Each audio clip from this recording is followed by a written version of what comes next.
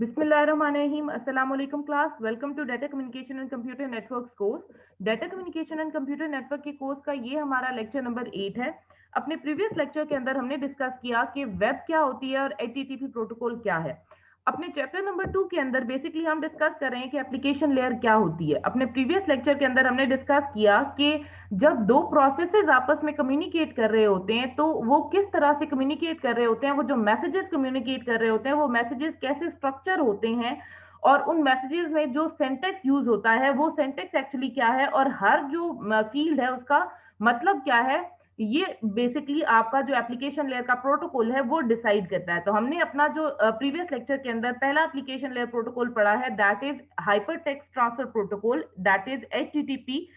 और हमने देखा कि किस तरह से एचटीटीपी अपने मैसेजेस ट्रांसफर करता है और उन मैसेजेस का एक्चुअली मतलब क्या होता है। अपने इस लेक्चर के अंदर हम डिस्कस कर रहे हैं कि जब हम एक नेटवर्क एप्लीकेशन बनाते हैं तो नेटवर्क एप्लीकेशन में प्रोटोकॉल तो होता ही है, लेकिन उसके साथ कुछ और भी कंपोनेंट्स मिलके आपकी एक नेटवर्क एप्लीकेशन को फंक्शनल करते हैं। सो इस लेक्चर के अंदर हम वो कंपोनेंट्स देख रहे हैं जो कि हमारे एचटीटीपी प्रोटोकॉल को हेल्प आउट करते हैं to make a network application. So हमने अपने प्रीवियस लेक्चर के अंदर एक पॉइंट डिस्कस किया कि हमारा जो एचटीटीपी प्रोटोकॉल है वो एक स्टेटलेस प्रोटोकॉल है। By stateless protocol mean we meant कि ये एक ऐसा प्रोटोकॉल है जो कि अपने पास यूजर की आइडेंटिटी को स्टोर नहीं करता, किसी टाइप की इंफॉर्मेशन यूजर की अपने पास स्टोर नहीं करता। जब हम कहते हैं कि अपने पास किसी टाइप की इंफॉर्मेशन स्टोर नहीं करता, तो इसका मतलब क्या है कि वो सर्वर्स जो कि एचटीटीपी को यूज कर रहे हैं वो बड़े सिंपल सर्वर्स हैं।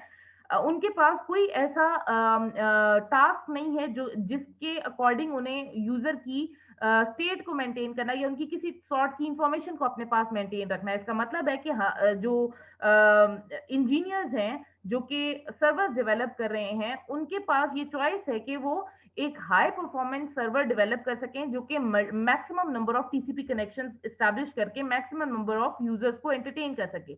लेकिन जब हम बात करते हैं आज के इंटरनेट की, तो ई कॉमर्स एक बहुत मेजर साइड है बिजनेस की। तो जब ई कॉमर्स की बात करते हैं तो ई कॉमर्स में यूजर की जो स्टेट है या यूजर की इंफॉर्मेशन को मेंटेन रखना एक बड़ा इंपॉर्टेंट काम है। फॉर एग्जाम्पल लेट सपोज कि हम एक वेबसाइट विजिट करते हैं, शॉपिंग वेबसाइट विजिट करते हैं। लेट सपोज हमने अमेजोन विजिट किया। सो अमेजोन विजिट करते वक्त हमने कुछ चीजें सेलेक्ट की और हमने कार्ट में वो एंटर कर दी, स्टोर कर दी, that we will buy them on the later visit. अब जब एक एचटीटीपी प्रोटोकॉल हम यूज करते हैं जिसे हम कह रहे हैं स्टेटलेस प्रोटोकॉल, तो हमने कार्ट में एक दफा विजिट पे चीजें एंटर की, जब हम नेक्स्ट टाइम विजिट करेंगे तो चूंकि एचटीटीपी प्रोटोकॉल किसी टाइप की स्टेट मेंटेन नहीं रखता, तो जो कार्ट में आपने चीजें एंटर की थी वो नेक्स्ट विजिट पे आपको नहीं मिलेंगी वहां पे, राइट। सो ये एक हमारे पास डिसएडवांटेज है स्टेटलेस प्रोटोकॉल होने का। सो इस डिसएडवांटेज को किस तरह से ओवरकम किया गया कि यूजर और सर्वर के दरमियान में स्टेट को मेंटेन रखने के लिए एक एचटीटीपी के ऊपर क्वेश्चन प्रोवाइड किया गया, दैट इज कुकीज। अब ये जो कुकीज हैं बेसिकली ये चार कंपोनेंट से मिलकर बनती हैं जो कि यूजर की स्टेट को मेंटेन रखती हैं। ठीक है, तो पहला जो कंपोनेंट है वो क्या है कि जब आप कोई रिक्वेस्ट करते हैं किसी भी वेबसाइट पे या किसी भी ई कॉमर्स वेबसाइट पे रिक्वेस्ट करते हैं, तो जो एचटीटीपी का रिस्पॉन्स मैसेज आता है उसमें एक कुकीज की हेडर लाइन आपको सेंड की जाती है। ठीक है, अब वो जो कुकीज की हेडर लाइन है वो नेक्स्ट टाइम जब भी ये ब्राउजर जो रिक्वेस्ट करेगा उसमें ये कुकीज की हेडर लाइन सेंड की जाएगी। ठीक है, जो तीसरा मेन कंपोनेंट है वो क्या है कि जब आपको कुकीज का पहली दफा आपको रिस्पॉन्स मैसेज रिसीव हुआ जिसमें कुकीज की हेडर लाइन थी, अब जो आपका ब्राउजर है उसने वो वाली जो कुकीज हेडर लाइन है वो अपने पास ब्राउजर में स्टोर कर लेनी है। ठीक है, ताकि वो मैनेज कर सके यूजर्स को। और चौथा जो मेन कंपोनेंट है वो ये है कि डेटाबेस में भी ये जो कुकीज हैं इसके थ्रू जो इंफॉर्मेशन या जो हेडर सेंड किया जाता है वो बैकएंड पे आपके डेटाबेस में भी स्टोर किया जाता है, सर्वर के डेटाबेस में। हम एक एग्जांपल देखते हैं। लेट्स सपोज सुजन एक इंटरनेट यूजर है, उसने एक ई कॉमर्स वेबसाइट विजिट की है पहली दफा। ठीक है, तो सबसे पहली दफा जब वो विजिट करेगा तो करेगी तो इनिशियली एचटीटीपी की रिक्वेस्ट मैसेज साइट पे आप भेजेंगे। तो जैसे ही सुजन की जो रिक्वेस्ट है वो सर्वर पे रिसीव होगी तो सर्वर क्या करेगा, एक यूनिक आईडी असाइन करेगा उसे। और यूनिक आईडी असाइन करने के बाद वो इस आईडी को अपने सर्वर में की डेटाबेस में स्टोर कर लेगा कि सूजन ने जब विजिट किया था तो हमने उसे एक यूनिक आईडी असाइन की थी और उसकी यूनिक आईडी ये है, ताकि नेक्स्ट टाइम जब भी वो विजिट करे तो उसे इसी आइडेंटिटी के साथ दोबारा से रिकॉल किया जाए। दैट मीन्स उसकी जो प्रीवियस स्टेट है वो इसी यूनिक आईडी के अगेंस्ट सेव हुई होगी। ठीक है, तो हम देखते हैं कि किस तरह से कुकीज जो है वो स्टेट को मेंटेन करती हैं। लेट्स सपोज ये क्लाइंट है और ये सर्वर है। ठीक है, ये क्लाइंट का ब्राउजर है जो सॉर्ट ऑफ इंफॉर्मेशन अपने पास स्टोर कर रहा है। ईबे पे जब उसने विजिट किया तो एक यूनिक आईडी उन्हें इस क्लाइंट को असाइन की गई, वो इसके पास ब्राउजर के पास स्टोर है। ठीक है, किसमें? कुकीज की फाइल के अंदर। ठीक है, अब जब जो क्लाइंट है वो फर्स्ट टाइम विजिट करेगा तो ये इसने अमेजोन सर्वर पे एक रिक्वेस्ट भेजी। तो अमेजोन सर्वर ने क्या किया कि उस पे एक आईडी क्रिएट की और उस आईडी को यूनिक आईडी क्रिएट की और उस यूनिक आईडी को बैकएंड पे अपनी डेटाबेस के अंदर स्टोर भी कर लिया। अब जब ये रिस्पॉन्ड करेगा तो ये यूनिक आईडी ये रिस्पॉन्स में भेज रहा है क्लाइंट को कि अमेजोन को जब आपने विजिट किया था तो आपको एक यूनिक आईडी असाइन की गई थी, दैट इज 1678। नेक्स्ट टाइम जब भी ये यूजर या जब भी ये ब्राउजर अमेजोन को विजिट करेगा तो वो ये सेम सेट कुकी जो आईडी है ये भेजेगा साथ कि मैंने पहले विजिट किया था, तो जो स्टेट है उसकी जो प्रीवियस स्टेट है वो इस कुकीज आईडी के अगेंस्ट मेंटेन की गई होगी। ठीक है, लेट्स सपोज अब दोबारा से क्लाइंट ने रिक्वेस्ट किया तो अब जो रिक्वेस्ट मैसेज है उसमें वो कुकीज भेज रहा है, अपनी कुकी आईडी भेज रहा है। जब ये आईडी रिसीव होगी तो यहाँ पे डेटाबेस सर्वर में चेक किया जाएगा कि प्रीवियसली इसके अगेंस्ट कोई डाटा स्टोर है, जो स्टोर होगा वो उसकी इस विजिट पे भी उसे विजिबल होगा। ये तब भी अक्सर आपने देखा होगा कि जब आप ई कॉमर्स वेबसाइट विजिट करते हैं तो आप एक चीज जब भी सेलेक्ट करते हैं या उसको रैकी करते हैं उसकी कि आपने कोई चीज खरीदनी है तो आपको सजेशन में उससे रिलेटेड चीजें मिलना शुरू हो जाती हैं। वो क्या है? बेसिकली वो आपका जो कुकीज के थ्रू आपकी प्रीवियस स्टेट के थ्रू वो बेसिकली आपको सजेशन प्रोवाइड कर रहा होता है that you may like this product also. ठीक है, सो दैट मींस कुकीज के थ्रू वो ह्यूमन साइकी या ह्यूमन पैटर्न को जानने की कोशिश कर रहा है कि अगर इसने ये देखा है, लेट्स सपोज आपने टी शर्ट देखी है तो हो सकता है वो उसके साथ आपको सन ग्लासेस भी रिकमेंड कर दे। ठीक है, तो उसी रिलेटेड चीजें आपको रिकमेंड करना शुरू हो जाता है आपका जो भी ई कॉमर्स वेबसाइट है वो। अच्छा, अब लेट्स सपोज कि ये सेम यूजर एक हफ्ते बाद दोबारा से अमेजोन की वेबसाइट को विजिट करता है तो सेम कुकीज आईडी इसको दोबारा से रिक्वेस्ट मैसेज में भेजी जाएगी और उसी आईडी के अगेंस्ट रिक्वेस्ट का रिस्पॉन्स किया जाएगा और उससे रिलेटेड जो भी इंफॉर्मेशन होगी वो डेटाबेस में स्टोर कर दी जाएगी उसी यूनिक आईडी के against. Right, so this is how cookies help server and client to maintain the state of a client। ठीक है, कि किस तरह से क्लाइंट का की कुछ ना कुछ इंफॉर्मेशन अपने पास स्टोर की जा सके, क्योंकि एचटीटीपी तो एक स्टेटलेस प्रोटोकॉल है। अब जब हम कुकीज की बात करते हैं तो कुकीज बेसिकली हमारे पास यूज होती हैं ऑथराइजेशन के लिए। फॉर एग्जांपल आपने विजिट किया और आपने कुछ चीज बाय की और आपने कार्ड की कुछ इंफॉर्मेशन एंटर की, तो नेक्स्ट टाइम जब आप विजिट करेंगे तो आपकी ऑलरेडी ऑथराइजेशन हुई भी है तो आपको दोबारा से इंफॉर्मेशन एंटर करने की जरूरत नहीं होगी। शॉपिंग कार्ट जब हम जो हमने एग्जांपल पीछे देखी कि आपने कुछ चीज सिलेक्ट की और आप कार्ट में एंटर करते गए और नेक्स्ट विजिट पे आपको उस कार्ट में वो चीजें दोबारा से विजिबल होती हैं। Recommendations as we have discuss कि आपने एक चीज सेलेक्ट किया तो उसी से रिलेटेड जो भी आइटम्स होंगे वो आपको रिकमेंड होना स्टार्ट हो जाते हैं। Then user session state that is web और ईमेल, इससे रिलेटेड भी इंफॉर्मेशन आपकी कुकीज स्टोर रखती हैं। अब जब हम बात करते हैं कुकीज की तो कुकीज के कुछ एडवांटेजेस भी हैं, दैट मीन्स कि आपके बिजनेस को ग्रो करने में हेल्प आउट करती हैं, जो कि हम ई कॉमर्स की बात कर रहे हैं, लेकिन इसके और आपको भी हेल्प आउट करती हैं, लेकिन इसके साथ साथ इसके कुछ डिसएडवांटेजेस भी हैं। As we have already discuss कि जैसे आप कुकीज के थ्रू बेसिकली जो ब्राउजर है या जो सर्वर है या जो वेबसाइट्स हैं वो बेसिकली ह्यूमन बिहेवियर को नोटिस कर रहे होते हैं। ठीक है, तो जैसे ही आपने कुकीज को परमिट किया, बेसिकली आप परमिट कर रहे हैं कुछ साइट्स को कि वो आपके बारे में जान सके। This is invasion of privacy, right? You may supply your name and email to the site, that is also invasion of privacy. How to keep state, now this is very important कि आपका जो cookies है वो कैसे state को maintain रखते हैं।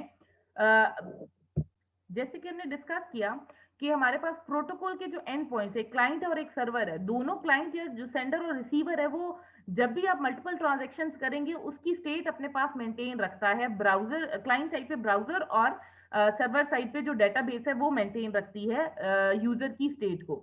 जो कुकीज है बेसिकली ये हमेशा जब भी रिक्वेस्ट सेंड की जाती है या रिस्पॉन्स किया जाता है तो उसके अंदर बेसिकली स्टेट को मेंटेन उन मैसेजेस के थ्रू स्टेट को मेंटेन रखती हैं।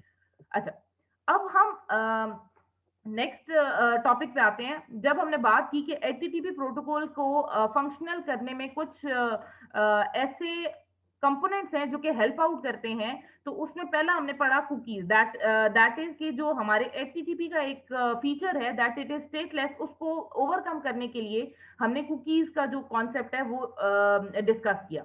अब वेब कैशेस या जिन्हें हम प्रॉक्सी सर्वर्स कहते हैं वो बेसिकली क्या है कि रिस्पांस टाइम को कम करने के लिए, ठीक है, कि आपने रिक्वेस्ट की और आपकी रिक्वेस्ट क्विकली सर्व होकर आपको मिल जाए, उसके लिए हम वेब कैश या फिर प्रॉक्सी सर्वर्स को यूज करते हैं। बेसिकली वेब कैश या प्रॉक्सी सर्वर्स का जो गोल है वो क्या है कि आपकी जो भी क्लाइंट की रिक्वेस्ट है उसे ओरिजिनल सर्वर को भेजे बगैर सॉल्व किया जाए, ठीक है।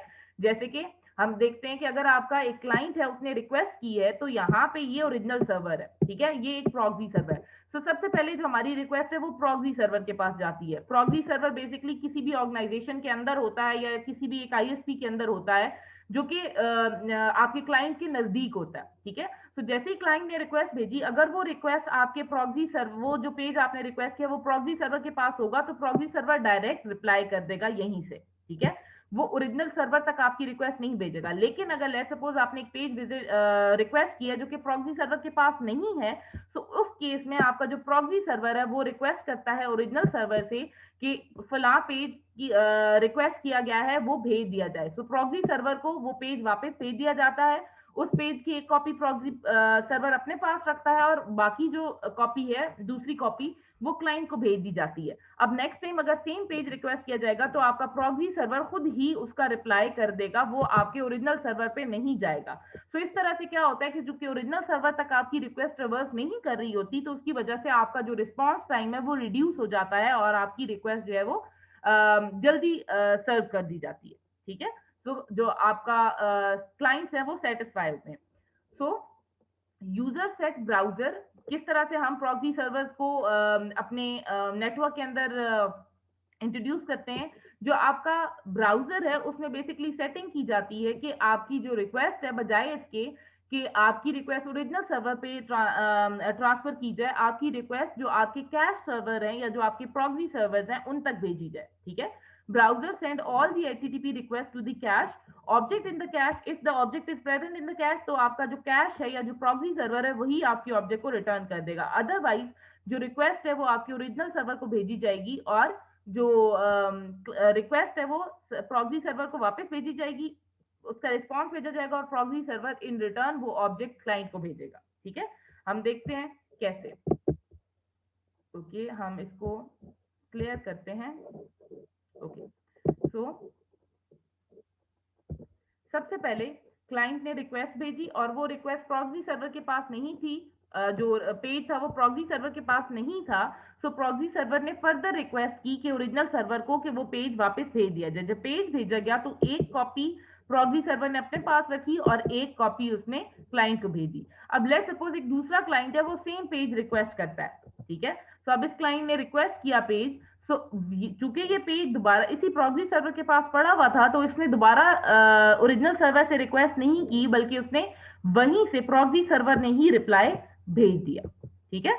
सो अब जब हम बात करते हैं प्रॉक्सी सर्वर की, तो हमारे पास प्रॉक्सी सर्वर या कैश सर्वर एक ऐसी डिवाइस है जो कि एट अ टाइम एक्ट कर रही है as a client and it can act as a server, ठीक है। जैसे हम P2P फाइल शेयरिंग में बात करते थे कि हमारे पास एक जो डिवाइस है वो at a time client and server दोनों के तौर पे एक्ट कर सकती है, तो सेम यहाँ पे हमारा जो कैश सर्वर है वो एट अ टाइम जब क्लाइंट ने रिक्वेस्ट की तो वो उस टाइम सर्वर है, लेकिन जब वो उसके पास पेज नहीं था तो उसने ओरिजिनल सर्वर से रिक्वेस्ट की तो उस वक्त वो क्लाइंट है, ठीक है। टिपिकली जो हमारा कैश है, as we have discussed in previous slide, कि वो आपका आईएसपी के अंदर इंस्टॉल होता है। फॉर एग्जांपल आपकी यूनिवर्सिटी के अंदर, किसी भी रेजिडेंशियल आईएसपी या कंपनी के अंदर। अब कैश को यूज करने का जो वेब कैशिंग का जो मेन पर्पस है वो क्या है कि रिस्पॉन्स टाइम रिड्यूस हो जाता है, ठीक है। यही हमने पीछे भी डिस्कस किया है कि जब हम कैश को इंट्रोड्यूस कर देते हैं तो बजाय इसके आपकी रिक्वेस्ट ओरिजिनल सर्वर तक भेजी जाए, आपका प्रॉक्सी सर्वर ही उसे रिप्लाई कर देता है, तो आपका रिस्पॉन्स टाइम रिड्यूस हो जाता है। दूसरी जो इसका पर्पस है वो क्या है कि आपका जो एक्सेस लिंक होता है, जो आपकी दो आईएसपीज को या दो नेटवर्क्स को आपस में ज्वाइन कर रहा होता है, उस पर ट्रैफिक कम हो जाती है, क्योंकि आपकी request within an ISP ही रिजॉल्व हो रही होती है, ठीक है। और internet dense with cache enable poor content providers to effectively deliver content, ठीक है। तो कंटेंट डिलीवरी बेसिकली आसान हो जाती है आपकी among devices, that is P2P sharing. अच्छा, अब हम एग्जांपल देखते हैं। हमने डिस्कस किया कि किस तरह से आपकी वेब कैश के को यूज करने से हमारा रिस्पांस टाइम कम हो जाता है। तो हम देखते हैं उसकी एक एग्जांपल।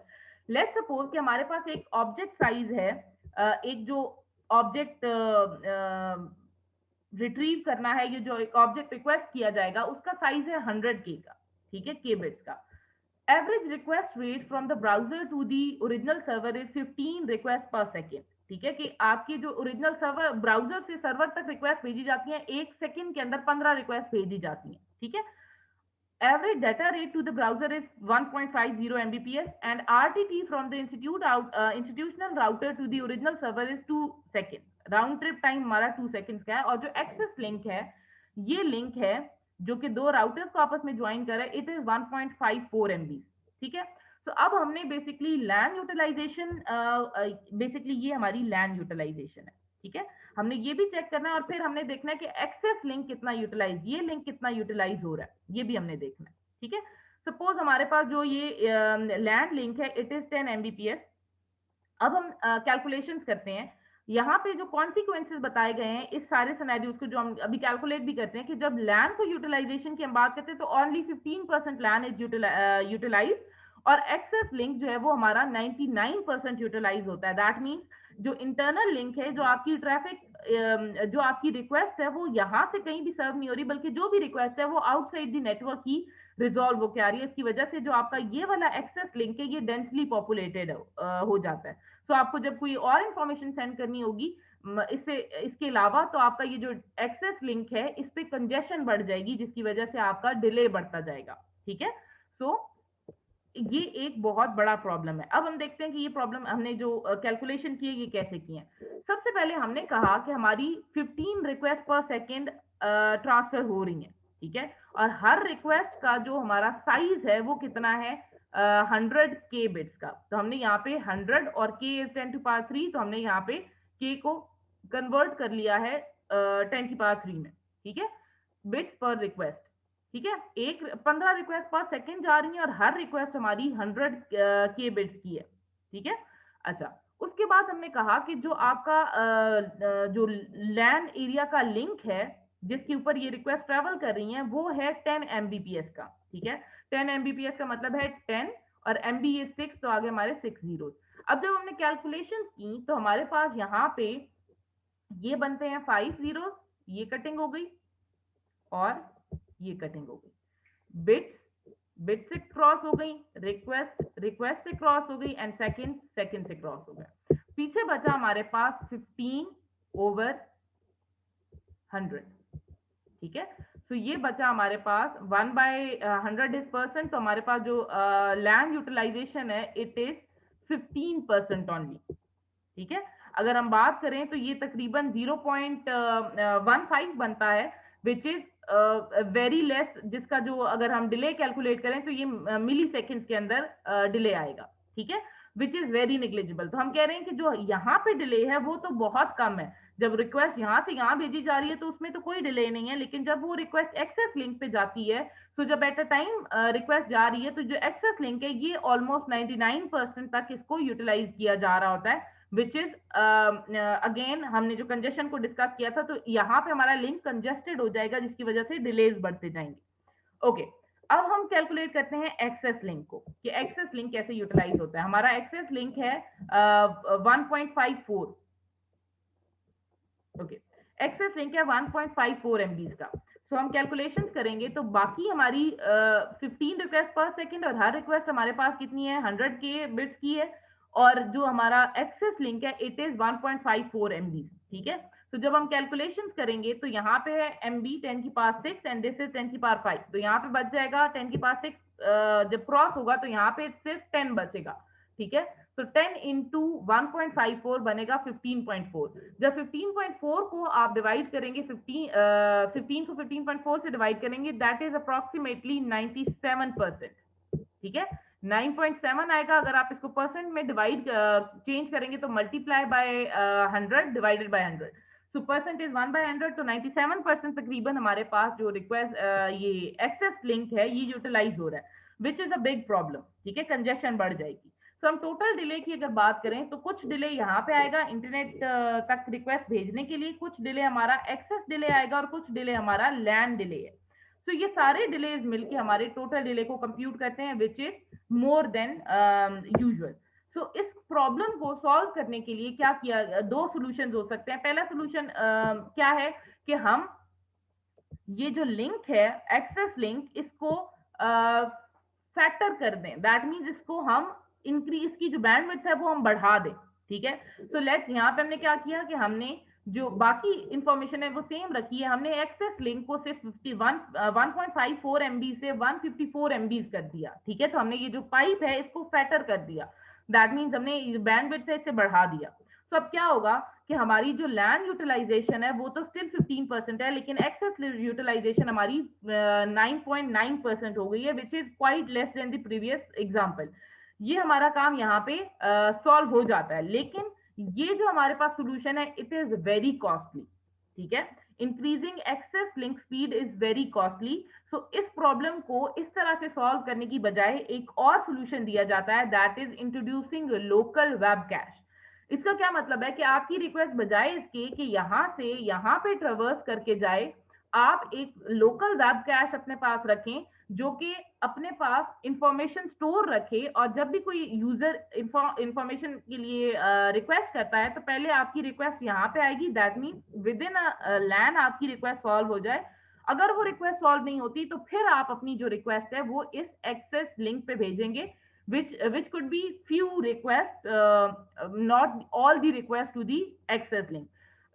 इसकी वजह से आपकी जितनी भी रिक्वेस्ट है वो सारी एक्सेस लिंक पे ट्रांसफर नहीं हो रही है, बल्कि कुछ आपकी जो लोकल वेब कैश है वो भी सॉल्व कर रहा होगा, ठीक है। तो अगर अगर अब आपको कहा जाए कि लिंक यूटिलाइजेशन कैलकुलेट करें, so you can do that bye previous formula, okay. अब हम अगर कैलकुलेट करें इसकी एग्जांपल, हम कैलकुलेशन की एग्जांपल अगर देखें कि कैसे कैलकुलेट किया जाएगा बाय इंस्टॉलिंग लोकल कैश, तो हम क्या करेंगे, सपोज हम कह रहे हैं कि आपका जो लोकल कैश का हिट रेट है कि कितनी दफा कितनी टाइम्स आपका कैश को हिट किया जा रहा है और कितनी टाइम आपकी रिक्वेस्ट जो है वो एक्सेस लिंक पे ट्रेवर्स कर रही होगी। तो हम कहते हैं कि हमारा जो है कैश हिट रेट है it is 0.4%, that is approximately 40%, ठीक है। अगर हम कहें कि 100 रिक्वेस्ट है तो 40 रिक्वेस्ट आपकी लोकल वेब कैश पे आ रही हैं और बाकी 60 रिक्वेस्ट आपकी ओरिजिनल सर्वर पे जा रही हैं, ठीक है। तो हमने कहा कि हमारे पास 40% रिक्वेस्ट जो है वो कैश पे सेटिस्फाई हो रही है और 60% आपकी ओरिजिनल सर्वर पे ट्रेवर्स करके जा रही है। सो एक्सेस लिंक की यूटिलाइजेशन कितनी है हमारी, 60%, ठीक है, which is 0.6 into access link की जो हमारे पास ब्राउजर का रेट है इट इज 1.5, ठीक है, एज डिस्कस्ड इन प्रीवियस। जो आपका एवरेज डाटा रेट है to the browser it is 1.50। So हमने जब डाटा रेट ब्राउजर पे over the access link check किया तो हमारे पास बचा आया 0.9 Mbps, ठीक है। तो हमारी यूटिलाइजेशन कितनी होगी, अगर हम 0.9 ओवर 1 जो ओरिजिनल हमारी लिंक कैपेसिटी है उसको देखें तो हमारी यूटिलाइजेशन 0.58% है, ठीक है, which is quite less than 9.9 also. अच्छा, फिर अब टोटल डिले अगर कैलकुलेट करें तो डिले फ्रॉम ओरिजिनल सर्वर इतना है, और अगर लोकल कैश का डिले देखें तो 0.4 into delay satisfy at the local cash, ठीक है, विच इज अगर वो विद इन अ नेटवर्क है तो ऑब्वियसली वो मिली सेकेंड्स में ही होगा। तो हमने कैलकुलेट किया तो ये अप्रोक्सीमेटली हमारा 1.2 सेकेंड्स का जो डिले है वो आ रहा है, विच इज वेरी लेस, ठीक है। तो लेस देन जो हमारा डिले आया है वो हमारा लेस आता है 154 Mbps के साथ, वो मिनट्स में आता है। यहाँ पे हमारा जो डिले है वो हमारा 1.4 के साथ अगर देखें तो वो मिनट्स में आता है, अगर 1.54 के साथ देखें तो भी वो अप्रोक्स इससे ज्यादा होगा। इसलिए हम कह रहे हैं कि web cash is the best solution for reducing traffic over the access link and reducing the delay. Okay. Okay, so अब जब हम बात करते हैं कि हमारा जो वेब कैश है वो हम इंट्रोड्यूस कर रहे हैं अपने नेटवर्क के अंदर, तो ये एक और प्रॉब्लम को क्रिएट करता है, एंड दैट प्रॉब्लम इज कि आपने एक रिक्वेस्ट की फाइल जो कि वेब कैश पे पड़ी हुई है और सेम फाइल आपके ओरिजिनल सर्वर पे भी पड़ी हुई है, ठीक है। तो अब आपका जो ओरिजिनल सर्वर पे फाइल है वो अगर अपडेट हो गई है तो आपके वेब कैश के अंदर तो जो ओल्ड फाइल है वही पड़ी हुई है, तो जो रिक्वेस्ट क्लाइंट को कर रहा है उसको उस रिक्वेस्ट के नतीजे में लोकल वेब कैश से पुरानी फाइल मिल रही है जो कि अपडेटेड नहीं है, ठीक है। तो इस प्रॉब्लम को कैसे सॉल्व किया गया? कंडीशनल गेट के थ्रू। गोल क्या है इसका? Do not send object if the cache has up to date cache version, ठीक है। कि हमारे पास हम क्लाइंट और सर्वर के थ्रू कुछ ऐसे मैसेजेस कम्युनिकेट करवाते हैं कि अगर तो क्लाइंट ने जो ब्राउजर से जो सर्वर से रिक्वेस्ट की है वो अगर जो हमारा प्रॉक्सी सर्वर है उसके पास अप टू डेट इंफॉर्मेशन पड़ी हुई है तो सर्वर उसको नई फाइल नहीं भेजेगा, बल्कि जो क्लाइंट है वो जो प्रॉक्सी सर्वर है उसी से अपनी फाइल को रिट्रीव करेगा, ठीक है। तो कैसे आप सेंड करते हैं मैसेज? सबसे पहले हमारा जो HTTP रिक्वेस्ट मैसेज है उसके अंदर एक मैसेज सेंड किया जाता है इफ मॉडिफाइड सिंस, ठीक है। तो जो आपका क्लाइंट है वो भेजता है एक रिक्वेस्ट और हमारे पास जो सर्वर है वो रिप्लाई भेजता है कि HTTP का जो मैसेज रिस्पॉन्स है उसमें आता है कि 304 नॉट मॉडिफाइड। अगर यहां से रिक्वेस्ट की गई, जो प्रॉक्सी सर्वर है उसने रिक्वेस्ट की कि आपका जो फाइल है अगर मॉडिफाई की गई है तो भेजो, ठीक है। नए सर्वर को, ओरिजिनल सर्वर को कह रहे हैं कि अपडेटेड फाइल भेजी जाए, लेकिन जो ओरिजिनल सर्वर है वो रिप्लाई कर रहा है 305 मैसेज के साथ कि जो फाइल है वो अपडेट नहीं हुई, ठीक है। तो क्या होगा? क्योंकि फाइल अपडेट नहीं हुई तो आपकी जो प्रॉक्सी पे फाइल है वो अपडेटेड फाइल है, तो आपका जो क्लाइंट है उसे सेम फाइल भेज दी जाएगी। अच्छा, अब हम कहते हैं कि HTTP ने मैसेज किया इफ मॉडिफाइड का, तो आपको जो रिस्पॉन्स में मिला 200, दैट मीन्स कि आपके पास जो फाइल है प्रॉक्सी सर्वर पे पड़ी हुई वो ओल्ड फाइल है, उसके वो अपडेटेड नहीं है, ठीक है। तो इसका रिस्पॉन्स से ये मिला कि जो फाइल है वो मॉडिफाइड हो चुकी है, तो उसके रिस्पॉन्स मिला ओके, और साथ में जो नई फाइल है वो भेज दी गई है। जब नॉट मॉडिफाइड आता है तो साथ में डाटा नहीं भेजा जाता क्योंकि फाइल मॉडिफाई नहीं हुई, ठीक है। So do not send if the cache has up to date cache version, no object transmission delay, link lower link utilization. Obviously जब फाइल नहीं सेंड की जा रही तो आपका लिंक जो है वो यूटिलाइज नहीं होगा। specify the date of cached object in the HTTP request message। हमने जब HTTP का रिक्वेस्ट मैसेज देखा था तो उसमें हमने एक मॉडिफाइड, लास्ट मॉडिफाइड का एक स्टेटमेंट पढ़ी थी, दैट सेज कि आपकी जो फाइल है वो लास्ट कब मॉडिफाई हुई थी। और कंडीशनल गेट के साथ इफ मॉडिफाइड की कमांड भेजी जाती है कि अगर मॉडिफाई हो गई है तो नई फाइल भेजो, अगर नहीं मॉडिफाई हुई तो रिक्वेस्ट में 302 का रिस्पॉन्स में 304 का मैसेज आता है, दैट सेज कि file is not updated. Server response contain no object if cached object is up to date, ठीक है। यही हमने जो बात की है कि 304 आया तो इसका मतलब क्या हुआ कि आपकी जो फाइल है वो ऑलरेडी अपडेटेड है, दोबारा से फाइल सेंड करने की जरूरत नहीं है। So that's all for today's lecture. I hope you understand that.